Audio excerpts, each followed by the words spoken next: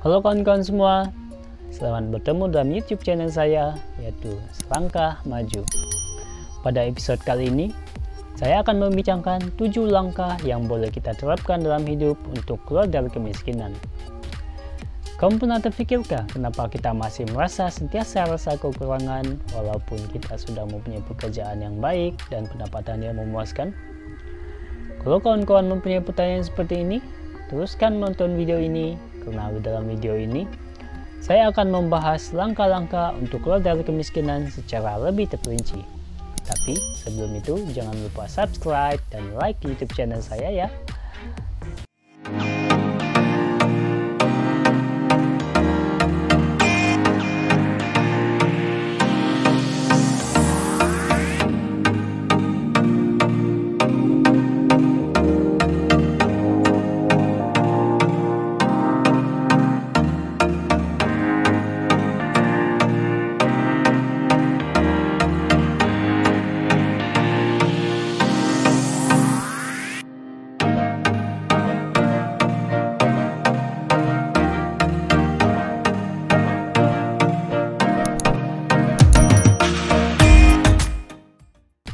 Oke, untuk topik kali ini, saya telah membagikan kepada 7 langkah utama supaya kita boleh keluar dari kemiskinan.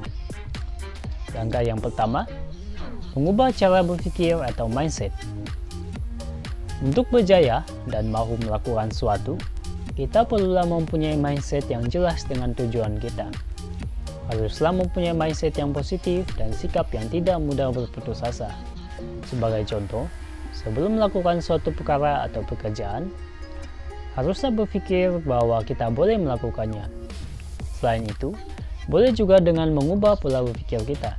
Sebagai contoh, dari mengubah pemikiran dari saya tidak boleh melakukan kepada saya mampu melakukan, dari saya tidak mempunyai uang kepada bagaimana saya mendapatkan uang, dari saya tidak tahu caranya kepada ajarkan saya melakukannya. Langkah yang kedua, belajar skill atau kemahiran baru. Dengan mempelajari kemahiran-kemahiran baru, kita akan lebih percaya pada diri. Sebagai contoh, kita mahu membuka suatu perniagaan, kita haruslah belajar bagaimana untuk memasarkan jualan kita, belajar cara menarik hati pelanggan, belajar cara menguruskan stok jualan, dan banyak lagi. Langkah yang ketiga, pilih pergaulan. Adalah penting untuk kita untuk sentiasa memilih dengan siapa kita bergaul. Sebagai contoh, sekiranya kita mahu memulakan suatu perniagaan, haruslah kita bergaul dengan orang-orang atau community yang mempunyai tujuan yang sama dengan kita. Karena ini secara tidak langsung akan menambah semangat kita untuk memulakan perniagaan. Bergaul dengan golongan yang berpikiran positif, karena sekiranya kita memilih masih bergaul dengan orang-orang yang punya cara pikiran yang negatif, ini akan menyebabkan kita juga akan terikut dengan cara berpikir negatif itu. Langkah yang keempat ialah mengatur keuangan. Adalah sangat perlu bagi kita untuk tahu atau belajar bagaimana untuk mengatur keuangan kita. Dalam poin ini, kita haruslah mempunyai penguasaan diri yang penuh ke atas diri kita sendiri. Karena tanpa adanya penguasaan diri yang penuh ke atas diri kita sendiri, kita tidak akan mampu mengurus keuangan kita. Sebagai contoh, di zaman kita sekarang, sangat banyak benda-benda yang menarik di sekeliling. Contohnya, setiap tahun akan munculnya gadget-gadget baru, pengaruh fashion dari luar negara, kebiasaan mengikuti tren yang trending, dan banyak lagi. Sekiranya kita tidak mempunyai penguasaan diri yang penuh, kita akan secara tidak sadar akan membelanjakan uang kita itu pada barang-barang yang sedang trending di masa ini. Kita akan lebih untuk menghabiskan uang kita itu untuk barang-barang yang kekinian dari menyimpannya untuk masa hadapan. Langkah yang kelima, berhenti berhutang yang tidak baik. Hutang yang baik ialah hutang yang memberi keuntungan, dan hutang yang tidak baik ialah hutang yang tidak memberikan keuntungan, malah akan menyusahkan kita. Contohnya, kita membeli telepon dengan membayar secara bulanan, dan tempo bayaran adalah selama 2 tahun. Setelah habis membayar dalam masa 2 tahun, Setelah banyak telepon-telepon baru yang akan dikeluarkan dan lebih baik daripada telepon kita itu, malah kita secara tidak sadar membayar lebih harga semasa telepon itu. Dan sekiranya kita mahu menjual kembali telepon itu, udah pasti kita tidak akan mendapat harga yang sama seperti harga di 2 tahun yang lalu. Ini tidak hanya pada gadget-gadget saja, ya sama juga dengan membeli kereta atau motorsikal, karena benda-benda ini mempunyai susut nilai semasa.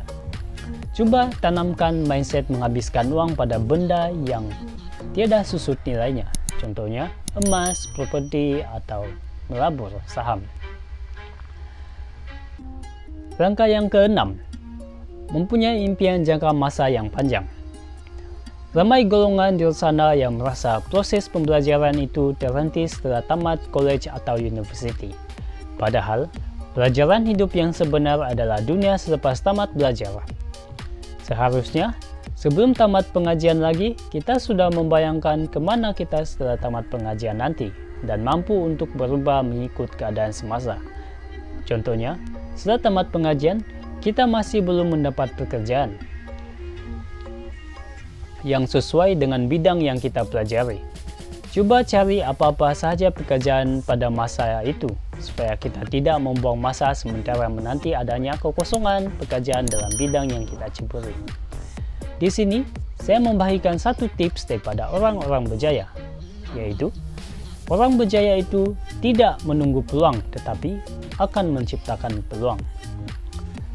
Langkah yang terakhir, yaitu action.